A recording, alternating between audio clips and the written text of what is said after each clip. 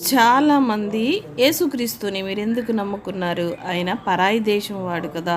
ఆయన ఈ దేశం వాడు కాదు కదా! మన దేశంలో ఎంతోమంది దేవుళ్ళు ఉన్నారు కదా! అని చాలామంది అంటూ ఉంటారు. నేను యేసు ప్రభుని నమ్ముకోవడానికి కారణం ఆయన నా బ్రతుకును మార్చారు.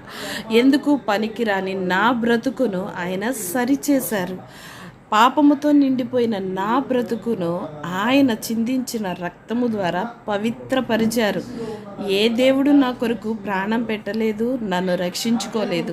యేసుక్రీస్తు ప్రభువారు మాత్రమే నా కొరకు ప్రాణం పెట్టారు.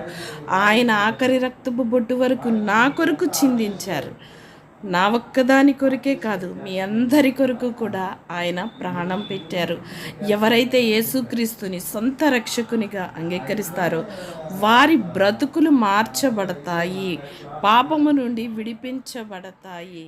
ఆమేన్.